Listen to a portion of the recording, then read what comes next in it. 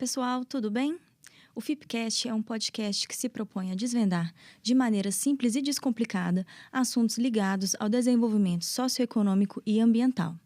É um projeto que nasceu da iniciativa dos advogados Maiara Vieira, Leonardo Gandara e de mim, Luísa Milagres, com o apoio da Fundação Israel Pinheiro. Nosso objetivo é trazer para o debate diversos temas que estão em voga na atualidade, levando conteúdo de qualidade para profissionais, empresas e agentes públicos envolvidos em projetos de desenvolvimento urbano, ambiental, social, ESG e direitos humanos. Siga a FIP nas redes sociais, no Instagram, no Spotify, no Apple Podcasts e no YouTube. E vamos à entrevista.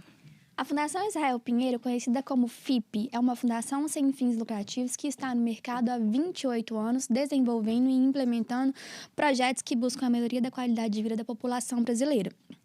O nosso foco é fomentar a educação socioambiental, projetos de desenvolvimento urbano, planos diretores, regularização fundiária, enfim. Sempre em busca da melhoria da qualidade de vida da população brasileira. Já são mais de 100 projetos executados em todo o território nacional. Conheça a FIP em nossas redes sociais e participe do podcast e das nossas iniciativas. Bom, para o episódio de hoje, nós vamos falar de desenvolvimento econômico a partir do Marco Legal de Saneamento Básico. E contaremos com duas participações especiais. Na mesa comigo teremos o Dr. Gustavo Santiago como hoster e o nosso entrevistado é o Dr. Antônio Claret. Se me permite, vou chamar só de Claret. O Claret, ele também é advogado, assim como os demais da mesa, com mestrado pela UFMG, especialização em gestão de negócios pela Fundação Dom Cabral e em direito tributário pela PUC Minas. Antônio Claret é mineiro, diretor-geral da Agência Reguladora de Serviços Sanitários e Abastecimento de Água de Minas Gerais, ARSAI, e também colunista na Rádio TV, internet e na Rede 98 FM. Claret foi procurador-geral do Poder Legislativo de Ribeirão das Neves e subsecretário de Meio Ambiente de Minas Gerais. Também foi presidente do Conselho da Federação das Indústrias de Minas Gerais e da Comissão da OAB Minas. Também lecionou na pós-graduação da PUC Minas. Bom, doutor Claret, muito obrigada pela participação e disponibilidade. E vamos iniciar falando para os nossos ouvintes um pouquinho do Marco Legal de Saneamento Básico. O que esse marco engloba e quais são os seus principais objetivos? Bom dia, boa tarde, boa noite, né? Primeiramente, obrigado pelo convite. Eu fico muito satisfeito quando eu vejo iniciativas como essa de vocês, né? Eu acho extremamente importante numa era, né, da internet, do YouTube, do Spotify, das redes sociais. É importante a gente levar conteúdo de qualidade, porque conteúdo sem qualidade, só de entretenimento, a gente já tem demais, né? E isso todo mundo faz em casa. Agora, o conteúdo que as pessoas precisam saber, né? Informações, seja ela econômica, seja ela política, seja ela qual for, isso está em falta. Então, quando a gente vê iniciativas assim, é muito gratificante e eu me sinto muito honrado de poder participar de alguma forma dessa de vocês. O novo marco de saneamento é muita informação, né, como vocês bem sabem, e poderia até falar complexo quando a gente começa a aprofundar. Dr. Gustavo mesmo, eventualmente a gente conversa sobre isso e tem várias exceções, vários detalhes que a gente pode depois falar, mas o que eu acho que é importante das pessoas entenderem é o seguinte, eu sempre faço o paralelo com a questão da telefonia móvel, né, os celulares. Os celulares até a década de 90, a gente tinha só 4 milhões de linhas em todo o Brasil, 4 milhões, e depois da privatização nós temos aí mais de 300 milhões de linhas, quase 100 vezes mais, porque privatizou. Antes era estatal, estava nas mãos da Telebrás. Na década de 90, uma linha custaria aí, hoje o equivalente a R$1.000, R$2.000, R$3.000 hoje. Hoje uma linha é de graça, qualquer pessoa compra uma linha. E na época também você esperava, às vezes, até 5 anos para ter uma linha. Tanto é que servia como... vocês são advogados, né? Quem nos acompanha, se não for advogado, servia para inventário. Então, seu pai morria e colocava no inventário como um bem, né? A linha de celular, de telefone, né? Hoje não. Hoje todo mundo compra, qualquer lugar, até na banca. Então, isso só foi possível, essa mudança na telefonia, porque houve uma abertura de mercado. É exatamente isso que está acontecendo no saneamento, uma abertura de mercado, né? Hoje, até 2020... o nosso saneamento básico, ele estava... não é que ele estava nas mãos das estatais, qualquer privado podia operar, mas as estatais tinham benefícios, né? Então, A estatal, ela podia pegar aquele serviço ali de saneamento sem passar por uma concorrência, sem licitação, e mesmo os municípios que não quisessem privatizar ou conceder, eles poderiam fazer isso por conta própria sem problema maior. Agora, hoje não. Além de ter que ter a concorrência, o município que não quiser conceder, ele perde vários, vamos dizer assim, não vou dizer benefícios, mas ele perde acesso a verbas federais. E hoje a gente sabe que os municípios vivem com o chapéu na mão, né? O município é pobre no Brasil, o Estado é meio pobre e a União é rica, né? Então, qualquer município vive com o chapéu na mão. Se você tem uma nova lei que te impede de acessar verbas federais, praticamente você está obrigado a conceder o seu serviço. Então, eu acho que, assim, resumidamente, o novo marco de saneamento, lógico, tem vários detalhes, mas o mais importante é a retirada desses serviços das mãos do Estado e você coloca nas mãos privadas. Lembrando que saneamento são 4 itens, né? Água, esgoto, lixo, né? Que é chamado resíduos sólidos, e a drenagem pluvial tão deixada de lado, que é a questão dos sistemas para impedir enchentes. Enchentes essas que a gente em Belo Horizonte, por exemplo, tem muitas. Clary, continuando, inclusive no marco do saneamento, no marco de saneamento básico, você acredita que com esse marco a gente vai ter uma alavancagem econômica, de fato, novos investimentos que possam garantir uma retomada econômica pós-pandemia também? E o que, na sua opinião, o quanto isso pode impactar nos investimentos de infraestrutura? Para você ter noção, eu tenho percebido, se você começar a acompanhar, até no LinkedIn, né, ou conversando no mercado, existem vários profissionais da área de construção buscando uma transição para o saneamento. Isso é a coisa que mais se vê hoje. Por quê? Porque eles sabem que o saneamento agora realmente vai apresentar esse boom, como você disse. Nós estamos falando aí de quase R$1 trilhão em 10 anos, né, 13 anos. É muito dinheiro. É basicamente a economia que a União teve com a reforma da Previdência. Uma reforma da Previdência que o Fernando Henrique tentou, que o Lula tentou, que a Dilma tentou, que o Temer tentou e que o Bolsonaro conseguiu, mas o Temer deixou, né, deixou totalmente encaminhada a reforma da Previdência e não conseguiu, talvez pelas aquelas questões da época, né, de garagem lá do Joesa, que a coisa toda atrapalhou o governo e aí deixou para o próximo e o governo Bolsonaro conseguiu aprovar. Então, é uma reforma que todo mundo precisava, não tem jeito, né? Talvez a gente vai precisar de outra daqui 10, 15 anos. Mas é uma reforma que deu um alívio nas contas de R$1 trilhão. Então, é muito dinheiro. É um dinheiro capaz de dar um alívio para a União e veja que esse dinheiro agora vai entrar do privado para o Brasil na forma de obras para o saneamento básico. Então, é muito dinheiro, com certeza vai gerar muito emprego, vai gerar recolhimento de impostos, vai gerar contratações. Eu não tenho dúvidas que o saneamento é a próxima estrela da economia no que diz respeito à infraestrutura no Brasil, pelo menos na próxima década. Bom, você falou para a gente algumas alavancagens importantes econômicas, né, para a União, tanto de aumento quanto de arrecadação.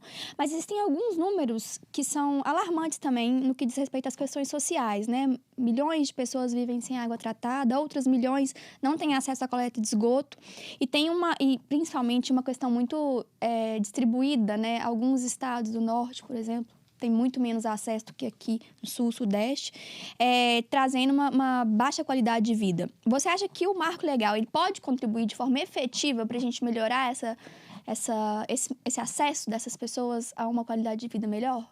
Sem sombra de dúvidas. Isso por algumas razões, mas a principal delas é pela eficiência, né? A gente, eventualmente, você não tem água em um lugar. Vamos falar de água para não sair tanto, né? Mas a água, por exemplo, por que algumas periferias não têm água? Né?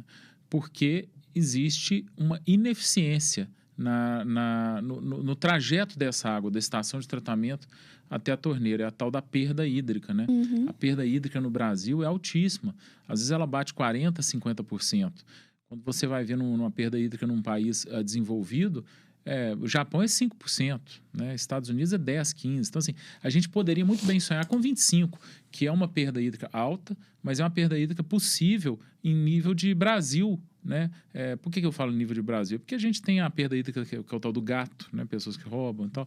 Então, chegar a 25% é totalmente possível. E aí você tem uma eficiência, porque essa diferença do 25% para 40% está indo para a torneira das pessoas, né? Então, sem sombra de dúvidas, a eficiência vai trazer pessoas com mais pessoas com água, né? Nós temos aí, você falou em milhões, 35 milhões de pessoas sem água potável. Então, com certeza, a redução de perda hídrica vai levar essas pessoas a terem mais água. E também a questão do investimento. Olha que interessante, o esgoto é caríssimo. Uhum. Esgoto é um negócio muito mais caro do que a água. A água não é cara, o esgoto é caro.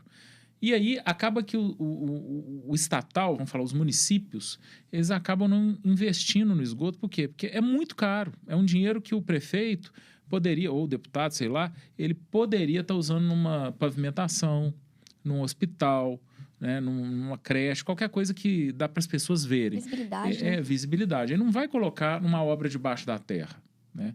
E essa obra debaixo da terra é caríssima. Com o novo marco, além das metas, você tem que levar para concorrência. Como você tem que levar para concorrência? Vai ter que cobrar por esse esgoto. Cobrando por esse esgoto, você tem dinheiro para levar esgoto para todo mundo. Então, sem sombra de dúvida, vai ter um efeito muito positivo, não só na água, mas no esgoto, né? Lembrando que são 120 milhões de brasileiros despejando esgoto todos os dias nos córregos e rios e gerando dengue, gerando mortes por diarreia, absenteísmo no trabalho e nas escolas, né? Então, mas não tem jeito, gente. Tem que cobrar. Não tem outro jeito. Se não tiver uma tarifa para cobrar, não vai sair do orçamento esse dinheiro, porque esse orçamento já está comprometido. E falando, continuando aqui com a questão do marco, né? Tem um marco legal prevê a universalização tanto da água, acesso à água, esgoto, até 2033 como meta. O que você acha dessa meta? Curta? Você acha que com investimento privado aliado ao público, isso pode funcionar? Essa é interessante, né? Porque essa meta, na verdade, da onde que tiraram, né? É um negócio meio maluco, tanto é que existe a exceção para locais onde não há viabilidade técnica, ou seja, não é financeira, técnica, porque tem lugar que não tem jeito, não vai chegar até 2033, por uma questão técnica, né? Nesses lugares há a exceção de chegar até 2040. Então, na verdade, existe já na lei uma exceção, se não chegar em 2033, 2040. Eu até acho que dá. A minha preocupação é o início dessas obras. Por exemplo, vamos usar como exemplo Minas Gerais. A base do start, aí, do início, né, essa faísca inicial para as obras é a formação dos blocos regionais, né? Você tem que ter os blocos regionais que vão fazer os leilões, como teve no Rio de Janeiro, aqueles blocos e tal. A partir da formação desses blocos é que você vai ter o leilão para depois ter a obra. Reparem que a gente está com essa lei vigente desde novembro de 2020, nós vamos para 2 anos. Os blocos não saíram em Minas Gerais. Aí você vai me falar, por quê? É culpa do governo? Não. Desde o primeiro momento, o governo já disponibilizou o projeto de lei com os blocos, está na Assembleia, parado por uma questão política. Então, está parado lá. A gente precisa avançar. E isso não é só Minas Gerais, não. Em outros estados também existe esse atraso, essa demora por questões políticas. Então, eu fico preocupado com a meta de 2033, não pelas obras, mas pelos políticos. Clare, você falou aqui, né, da importância do marco legal de trazer a iniciativa privada para essa competição, né, e outro ponto que você trouxe que foi a eficiência também de setores privados, né, e a gente sabe que vai possibilitar, então, levar o saneamento para muitos municípios. Só que a gente também sabe que não existem agências reguladoras ou não tão boas que precisam fazer esse trabalho para dar suporte para esse operador, né? Como que você entende essa importância das agências reguladoras? Né? Como que o governo pode direcionar isso? Sim. O novo marco, ele traz uma liberdade muito grande, né? Você não pode trazer na legislação uma obrigatoriedade de ser agência X ou Y. Ao mesmo tempo, a gente sabe que o mercado de agências reguladoras está prostituído, né? Existem pequenas agências controladas por alguns prefeitos que acabam estando hierarquicamente, na prática, né, submetidas a certos prefeitos. Então, o que se pode fazer, né, é que o dono desse edital, se ele for do bloco regional ou se ele for da cidade, que ele considere alguns requisitos mínimos para a agência que for regular aquela relação, né? Porque o tal do criar agência, para mim, é o pior dos mundos, né? Criar agência está começando e tal. Existem agências referência no Brasil, né? Então, acho que a questão é por requisitos, por exemplo, quantas revisões já fez, sobre revisões tarifárias, né? Sobre o corpo técnico, existem muitos requisitos que eles podem seguir. Vai ter gente que vai falar assim, mas a ANA, né, que é a Agência Nacional de Águas, vai dar as normas de referência, né? Todas vão ser iguais e tal. Não sei se todas não, né? Porque à medida que a ANA vai soltando as normas, ela vai soltar a norma até 2024 ainda. Pode ser que uma agência ou outra vai falar, opa, aí eu não dou conta, né? Então, eu acho que o caminho é tentar colocar requisitos para que você conduza esse procedimento para agências fortes, né? Agências não só fortes tecnicamente, mas independentes. Elas têm que ser independentes. Não pode ser uma agência submetida a qualquer pessoa do poder concedente, como um prefeito, por exemplo. E pensando num cenário mais amplo, até do Objetivo 6 lá da ONU, né, Agenda 2030, o quanto essa instabilidade jurídica, política, pode afetar, de fato, esse cumprimento. A gente já falou das metas ali até 2033, obviamente bem próxima, mas o quanto você entende que, de fato, não só a instabilidade política, mas a gente no Brasil, a gente sabe que a gente tem uma instabilidade regulatória, uma instabilidade jurídica, que não é fácil de ser combatida também, né? Como que você acha que pode ser feito para a gente suprir essa instabilidade jurídica regulatória para que os investimentos sejam realizados? Isso é interessante, né? Porque a gente realmente vive num país muito instável do ponto de vista jurídico e também regulatório, né? O ideal mesmo seria rasgar a Constituição.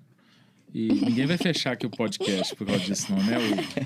Não vou citar nomes, não, mas seria rasgar e começar do zero, né? Porque a nossa Constituição, infelizmente, ela deu poderes muito grandes aos municípios e também aos estados de união. Então, assim, fica todo mundo brigando ali, né? Eu, pessoalmente, sou até municipalista. Eu acho que os municípios tinham que ter muito mais força e o estado e a união muito menos. Mas não é assim, né? Infelizmente, a gente sabe que 2/3 da competência legislativa e da arrecadação tributária estão com a União, né? União, Brasília, né? Brasília é a ilha do dinheiro e do poder. Então, infelizmente, não dá para a gente rasgar e começar do zero. Aliás, dá, mas é um negócio meio difícil, né? Então, considerando o que a gente tem hoje, a gente vai ter que ter uma força-tarefa aí de ter um legislativo que esteja alinhado com o resto do mundo, ou seja, que já tenha entendido que a gente precisa realmente trabalhar com o privado, seja via parceria público-privada, seja por concessão, seja privatização. A gente tem que ter esse legislativo, que eu acho que é o nosso legislativo, está mais ou menos nessa linha, até pelas aprovações. A gente tem que ter um executivo nessa linha, o poder executivo tem que estar nessa linha também, senão não adianta. E a gente tem que ter um STF, que a gente sabe que hoje tem um poder muito grande no Brasil, também alinhado. Se a gente não tiver essas 3 forças alinhadas com uma política pública de concessão, vamos dizer assim, já era. Se um desses estiver um pouquinho fora da frequência, infelizmente não dá para acreditar. Então, assim, eu não quero trazer uma mensagem de pessimismo, mas a gente tem que esperar, né, que nós estamos próximos a eleições, né, que a gente tenha aí pelo menos o executivo e o legislativo alinhados em relação a isso, senão vai ser difícil. E o marco legal, ele assegurou também a possibilidade do controle ser exercido pela sociedade, né? Pelo menos em parte, acompanhando as políticas públicas, acompanhando a prestação de serviço de saneamento, até um exemplo das consultas e audiências públicas que são realizadas pela própria ANA. Né, com a sociedade civil participando de órgãos colegiados, né, para fiscalizar e acompanhar esse trabalho. Você enxerga a participação popular nesse controle e implementação dessa política pública como importante? Qual que é a sua visão sobre isso? Eu tenho muito receio da participação, da participação popular em algumas questões, sabe? É importante, né? Mas eu tenho um pouco de receio de ser politizado. Porque uma coisa é uma fiscalização da população. Outra coisa é um grupo organizado querendo impor algumas ideologias e algumas verdades ali, né? Vou dar um exemplo. Com certeza, em algumas manifestações de audiências públicas, você vai ter um grupo ali falando, tem que ter água de graça para todo mundo, ou tem que ter água de graça para quem ganhar, para quem for isento de imposto de renda. Vocês imaginam o que pode acontecer se passa um negócio desse? Acabou, ninguém vai ter água. Simplesmente. Porque quem não é isento teria que pagar uma conta. Se você paga hoje uma conta de água de R$200, essa conta ia ser 2.000. Você não vai pagar. E aí você não vai ter investimento e aí ninguém vai ter água. Então, infelizmente, quando a gente fala em participação popular, tem que ter um certo cuidado. A gente tem que lembrar que hoje tem o Ministério Público, né, que é um órgão técnico que já, em tese, representa essa coletividade. A gente tem a Defensoria Pública também, que está sempre muito presente nas audiências públicas também. A gente tem um legislativo que está fiscalizando também e ele está ali com toda a representatividade necessária, né? A gente tem uma Constituição hoje que permite essa representatividade. Então, é importante a participação popular, mas eu imagino que ela deva ser limitada no sentido de mais contribuir do que atrapalhar. Se ela for ilimitada, aí a gente não precisa de Ministério Público, não precisa de Legislativo, aí já rasga tudo, vamos fazer igual na Grécia lá. Cada um dá a sua opinião. A gente teve rapidinho, sabe? A gente teve uma participação aqui do diretor do Aquapolo. Lá, não sei se você conhece, é um complexo único da América Latina que faz o reuso de água. Tem uma parceria com a Sabesp, 49% Sabesp, 51% GS Nima, e eles fazem reuso de água para fornecer para o polo ABC Paulista Industrial ali. E aí ele citou um exemplo muito engraçado mesmo, que ele fala que as pessoas elas estão dispostas a pagar 50, 100 reais em um crédito celular, mas elas não estão dispostas a pagar 50, 100 reais numa conta de água, né, de algo que você não tem como conviver sem, né? Então, essa questão de a cultura no Brasil, principalmente porque a gente tem uma bacia hidrográfica muito grande, né, com muita disponibilização de água, essa cultura ela precisa ser desmistificada, né? A água ela é um bem da União aí, de todos, porém, você tem um custo para você tratar, para você levar até a sua casa e tudo mais, né? Isso tem muita conscientização, né? Você falando disso, estou me lembrando aqui de cidades de Minas Gerais que não tinham uma concessionária. Era simplesmente a prefeitura colocava lá a torneira, você podia tomar banho, lavar passeio, como bem entendesse. Aí, num certo momento, essa cidade, na época, a Copasa podia, né? Não tinha esse negócio de novo marco. A Copasa fazia contrato e o que ela fazia? Punha os hidrômetros, né? Sempre foi uma revolta. Eu acompanhei algumas casas, algumas cidades que, antes do marco, né, do novo marco, que aderiram lá, fizeram convênio, enfim, concederam para a Copasa sem licitação, porque até novembro de 2020 podia, e essas pessoas se revoltavam, elas não conseguiam compreender como que elas... A primeira conta, normalmente, da pessoa, uma pessoa que normalmente paga 50, 100 reais, como você falou, era 1.000. Por quê? Porque lava passeio, lava não sei o quê. Então, assim, essa questão da conscientização é muito importante, porque as pessoas acham que a água é de graça. E tem movimentos políticos que vendem essa ideia também, assim, de verdade. Eles acham que tem que ter água de graça. É impressionante o negócio. Claré, falando um pouquinho da socialização da água, assim, tá? Da infraestrutura. Você, de certa forma... Falando de infraestrutura, certos locais que têm uma população menor, que tem uma dificuldade maior de meios de infraestrutura mesmo, vai ter um custo mais elevado, vai ter talvez uma dificuldade maior de investimento. Além da questão de como fazer isso, como incentivar esse investimento em locais ermos, em locais que não têm infraestrutura hoje. São duas perguntas em uma, tá? Como fazer isso, como incentivar, e também se após implementadas a infraestrutura, a água, o esgoto, se você acredita que de fato isso pode trazer uma melhora de qualidade de vida nessas regiões, né? E não só como das pessoas, mas de investimento, de crescimento, enfim, de modo geral. Assim, eu acho que não é nem uma questão de conscientização. Depois do novo marco é uma obrigação, né? O prefeito ele pode responder até perdendo o cargo, né? Ou ficando inelegível, se ele não buscar a universalização até 2033, né? Então, acho que nem é uma questão de como ajudar, né, esses ambientes a terem investimento. Ele vai ter que ter, né? O prefeito vai ter que se virar. E eu entendo que para 90% dos casos, ou 80%, é adesão a blocos regionais, porque tem cidades aí que sozinha não dá conta. Quando eu sei de casos de cidades que, eu não vou citar nomes, mas que cidades pequenas que fizeram a licitação sozinha, não apareceu ninguém. Porque não dá lucro, gente, não dá lucro. Mas a minha água é barata, porque eu tenho muita água ao redor aqui. Tem muita gente que fala isso.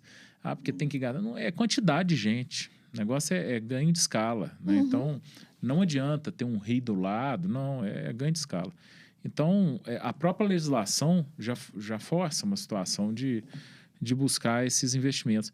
Agora, se vai trazer benefício, com certeza. Eu não vou nem falar das obras, né, que já gera emprego, que já gera arrecadação de impostos, que faz empregos indiretos, né, que é a marmita do peão lá. Gira a economia, né? Marketing.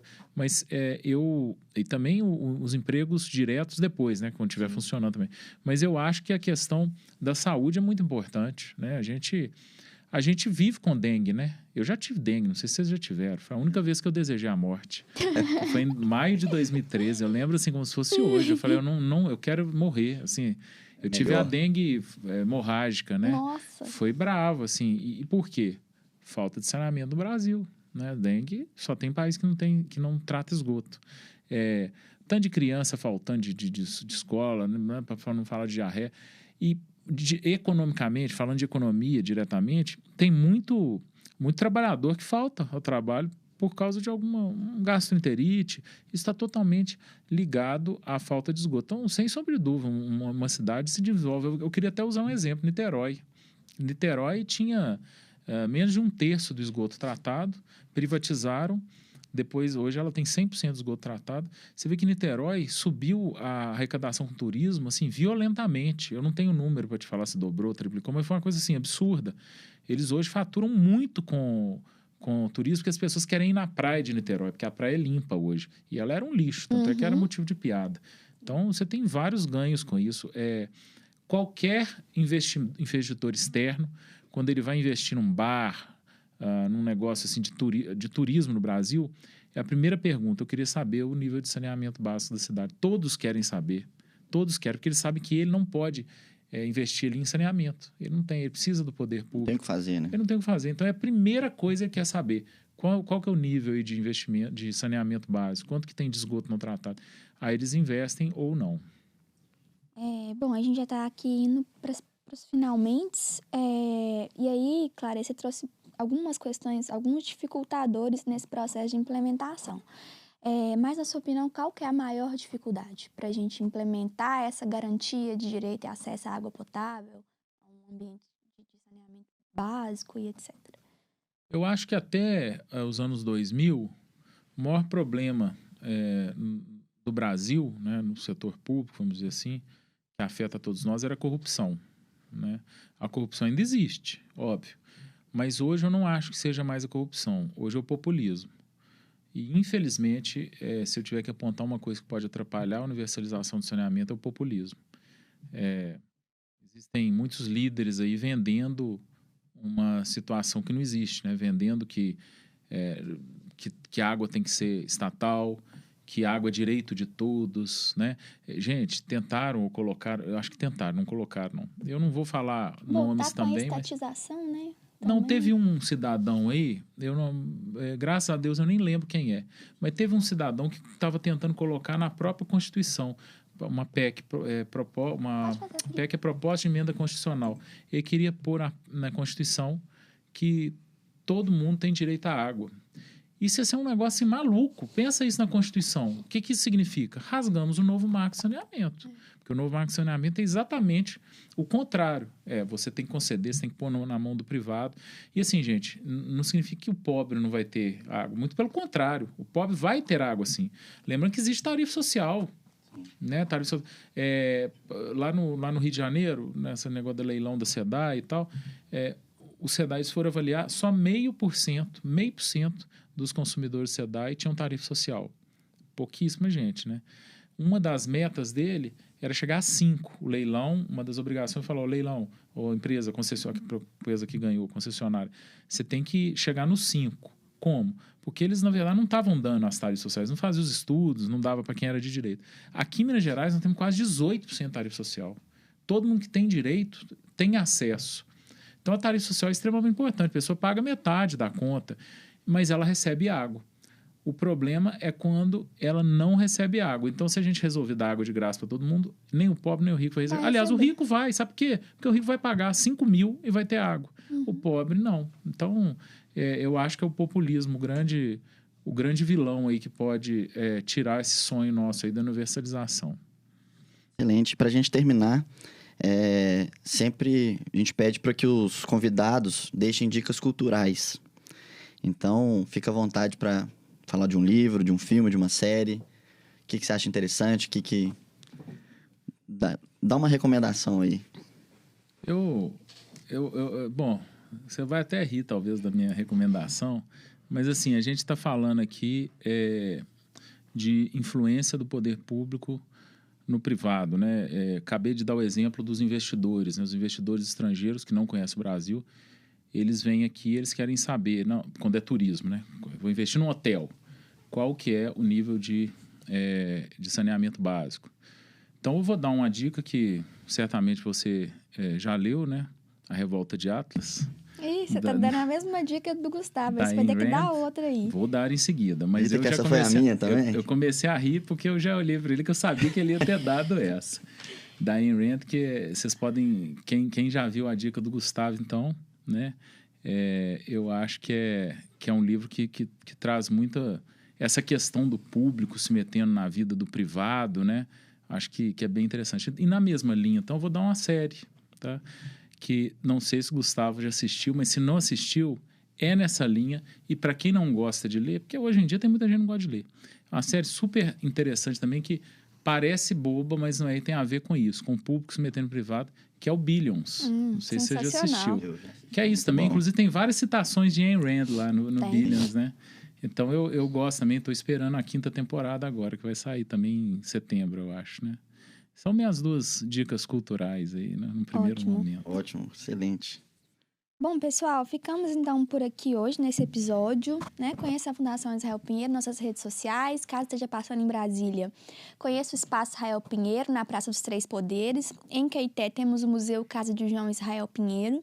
E no nosso site tem os nossos projetos, nossos acervos, os livros publicados na Fundação. E vou passar a palavra aqui agora para o nosso convidado, Antônio Claret, para ele se despedir de vocês. E nos acompanhe nas redes sociais e acompanhe o Fipcast. Obrigado, agradeço aí muito o convite. Quem quiser também acompanhar nosso trabalho aí nas redes sociais, @aclareto em tudo, né? Instagram, Twitter. Aliás, tudo não, é só isso que eu tenho. Instagram, Twitter. E muito obrigado pela oportunidade, foi muito bom. Foi mesmo, foi ótimo. Valeu.